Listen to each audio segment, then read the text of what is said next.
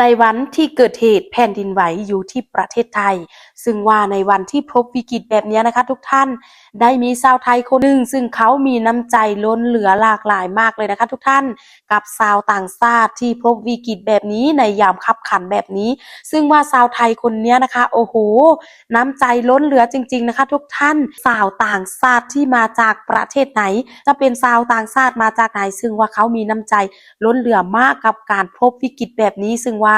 ทำให้ชาวต่างชาติคนนี้นะคะเขาปลื้มใจมากในเมื่อเขาพบวิกฤตแบบนี้ได้มีชาวไทยคนนี้นะคะเขามาช่วยเหลือแบบนี้ทุกท่านในเมื่อได้เห็นแล้วก็โอ้โหสุดซาบซึ้งและก็ปราบปลื้มน้ำใจของคนไทยคนนี้มากเลยนะคะซึ่งเรื่องราวรายละเอียดจะเป็นยังไงพวกเราไปรับชมคลิปวิดีโอพร้อมๆกันกราบทักทายสบายดีเด้อสวัสดีFCที่น่ารักทุกท่านวันนี้ก็มาพบกับน้องสาวราวเหนืออีกเส้นเก่าเส้นเคยเด้อซึ่งวันนี้น้องสาวก็มีเรื่องราวข่าวสารที่น่าสนใจนำมาเสนอให้ทุกท่านได้รับชมและรับฟังนำกันแต่ก่อนจะไปรับชมคลิปวิดีโอนี้นะคะน้องสาวก็ฝาก FC ทุกท่านช่วยกดติดตามกด Subscribe กดไลค์กดแชร์เพื่อเป็นกำลังแห่งใจในการทำคลิปวิดีโอต่อไปด้วยนะคะซึ่งเรื่องราวรายละเอียดจะเป็นยังไงพวกเราไปรับชมคลิปวิดีโอพร้อมๆกันเลยจ้าเมื่อวันที่เกิดแผ่นดินไหวในพม่าแรงสั่นสะเทือนระดับกลางก็ส่งผลข้ามพรมแดนมาถึงประเทศไทยกรุงเทพโดยเฉพาะในย่านตึกสูงอย่างสุขุมวิทรู้สึกถึงแรงไหวได้อย่างชัดเจนหลายคนที่กำลังพักผ่อนหรือทำงานอยู่ในอาคารสูงต่างรีบอพยพลงมาที่ชั้นล่างด้วยความตกใจและเพื่อความปลอดภัยในช่วงเวลานั้นผู้คนที่อาศัยอยู่ตามคอนโดและอพาร์ตเมนต์สูงต่างหยุดกิจกรรมชั่วคราวโทรศัพท์หาครอบครัวบางคนยืนรวมกลุ่มพูดคุยกันอย่างกังวลและแม้แรงสั่นจะเกิดขึ้นเพียงไม่นานแต่ผลกระทบทางใจของมันก็กระจายออกไปมากกว่าที่คิดหนึ่งในผู้ที่ต้องรีบอพยพลงมาพร้อมกับผู้อื่นในซอยสุขุมวิท36คือคุณแม่สาวต่างชาติคนหนึ่งซึ่งอุ้มลูกสาววัยเพียง1 เดือนลงมาจากอาคารสูงด้วย2 มือเปล่าไม่มีสัมภาระไม่มีรถเข็นแม้แต่กระเป๋าใบเล็กติดตัวมาเลยท่ามกลางผู้คนที่อพยพลงมาพร้อมกันใครๆก็เห็นได้ชัดว่าผู้หญิงคนนี้เลือกอุ้มลูกน้อยไว้แน่นเป็นสิ่งแรกโดยไม่เสียเวลาคิดเรื่องอื่นแม้แต่นิดเดียวเวลาผ่านไปเกือบชั่วโมงบรรยากาศเริ่มผ่อนคลายลงแต่แดดของกรุงเทพกลับแรงขึ้นเด็กในอ้อมอกเริ่มส่งเสียงร้องงอแงตัวเริ่มแดงจากความร้อนแม่พยายามกล่อมปัดอากาศและเอาตัวบังแสงแดดให้ลูกแต่กลับไม่สามารถช่วยให้ลูกสบายตัวได้นักเหตุการณ์ที่เกิดขึ้นหน้าร้านตัดผมร้านหนึ่งในซอยสุขุมวิท36ซึ่งเปิดอยู่ในเวลานั้นพนักงานในร้านซึ่งเป็นคนไทยสังเกตเห็นแม่ลูกคู่นี้อยู่ริมถนนสักพักด้วยความร้อนใจและความห่วงพวกเขาจึงพูดคุยกันคู่หนึ่งก่อนจะเดินออกไปเชิญให้ทั้งสองเข้ามานั่งในร้านคุณแม่ต่างชาติเข้ามาในร้านโดยยังคงอุ้มลูกสาวไว้แน่นบอกไม่ได้พูดอะไรมากนักแต่อธิบายด้วยสายตาและท่าทางพนักงานในร้านจึงชวนให้นั่งเก้าอี้และจัดที่สะดวกให้สุดเท่าที่จะทำได้เมื่อเห็นว่าแอร์ในร้านค่อนข้างเย็นและเด็กอย่างตัวเล็กมากพนักงานในร้านก็ช่วยกันจัดหาและยิบผ้าขนหนูสะอาดมาห่มให้เด็กเบาๆไม่ได้มีใครสร้างหรือวางแผนไว้ล่วงหน้าทุกอย่างเกิดขึ้นด้วยความตั้งใจดีและความรู้สึกอ่อนโยนที่เห็นเด็กคนหนึ่งกำลังลำบากแม้คุณแม่จะเป็นชาวต่างชาติและไม่มีบทสนทนาอะไรมากกับคนในร้านแต่สิ่งที่ทำให้พนักงานรู้สึกอยากช่วยจริงๆใช่เพราะสงสารผู้เป็นแม่มากนักหากแต่เป็นเพราะความรู้สึกที่เกิดขึ้นทันทีเมื่อเห็นเด็กหญิงตัวเล็กๆที่กำลังงอแงจากความร้อนนี่เป็นเรื่องราวธรรมดาที่เกิดขึ้นบ่อยในสังคมไทย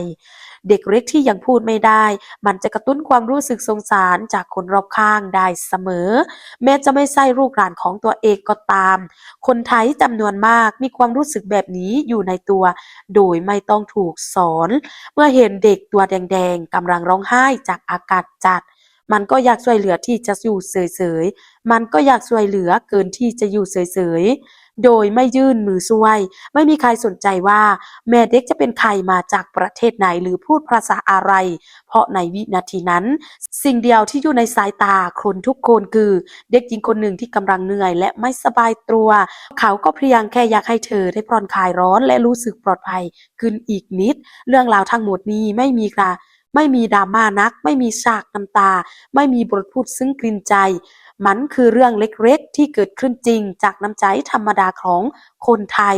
ที่หลายครั้งปรากฏขึ้นโดยไม่ต้องคิดนานและไม่ต้องรู้จักกันมาก่อนบางครั้งที่ทำให้เราได้เห็นภาพนี้ทำให้เรายิ้มออกมาได้ง่ายๆโดยไม่ต้องอธิบายอะไรให้ซับซ้อนนักเพราะนี่แหละคือความเป็นไทยที่ยังอยู่รอบตัวเรามากกว่าที่คิดในโลกออนไลน์หลายคนต่างเข้ามาแสดงความรู้สึกชื่นชมและซาบซึ้งต่อเหตุการณ์นี้อย่างล้นหลามหลายข้อความและสถานออกมาเป็นเสียงเดียวกันว่า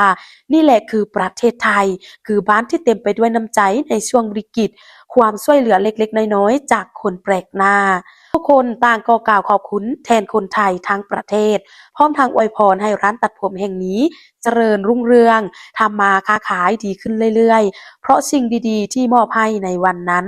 บางคนบอกว่าแค่ได้เห็นก็รู้สึกปลื้มใจไม่ใช่เพราะเหตุการณ์ใหญ่โตอะไร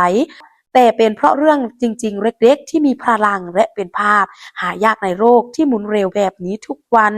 หลายคนยืนยันว่าน้ำใจคนไทยไม่ได้หายไปไหน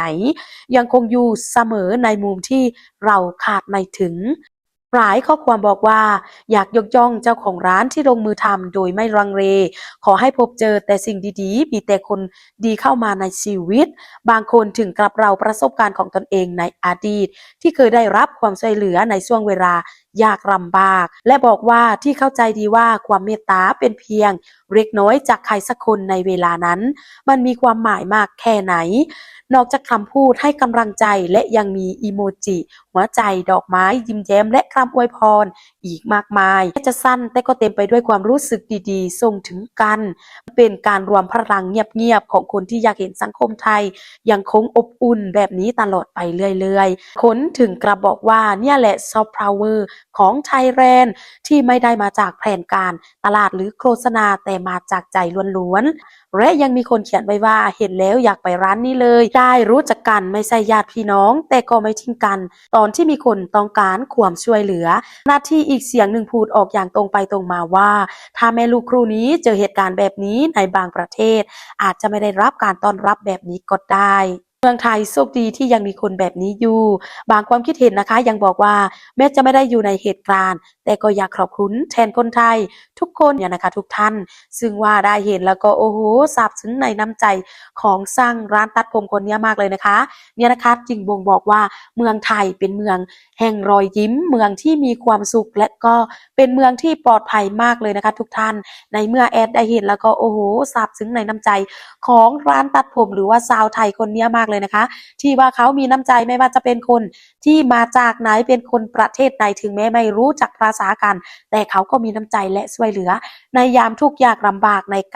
นยามที่พบวิกฤตแบบนี้นะคะทุกท่านซึ่งว่าได้เห็นแล้วก็โอ้โหนับถือในน้ำใจมากเลยนะคะแอดก็ยกโป้ให้เลยนะคะนับถือน้ำใจของชาวไทยมากๆว่าชาวไทยนะคะทั้งประเทศไม่ว่าจะเป็นเพียงแค่สร้างตัดผมเนี่ยนะคะซึ่งว่าทั้งประเทศเลยซึ่งว่าเขามีน้ำใจและก็ถูกปลูกฝังมาด้วยความดีและก็การที่มีน้ำใจต่อเพื่อนมนุษย์ด้วยกันนั่นเองนะคะทุกท่านเนี่ยนะคะทุกท่านก็เป็นเรื่องราวข่าวสารของคลิปวิดีโอในวันนี้นะคะท้ายนี้ถ้าหากว่า FC ท่านไหนมีความคิดเห็นยังไงก็สามารถแสดงความคิดเห็นใต้คอมเมนต์ได้นะคะเพื่อเป็นการแลกเปลี่ยนความคิดเห็นแล้วก็ความรู้ซึ่งกันและกันค่ะท้ายนี้นะคะน้องสาก็ขอขอบคุณ FC ที่น่ารักทุกท่านที่ให้การติดตามรับชมด้วยดีตลอดมาและตลอดไปท้ายนี้นะคะน้องสาก็ฝากช่องน้องสาสาวลาวเหนือด้วยนะคะฝาก FC ทุกท่านช่วยกดติดตามกด Subscribe ไลค์กดแชร์เพื่อเป็นกำลังแห่งใจในการทำคลิปวิดีโอต่อไปด้วยนะคะแล้วพบกันใหม่ในคลิปวิดีโอต่อไปค่ะสำหรับคลิปวิดีโอนี้ขอกล่าวคำว่า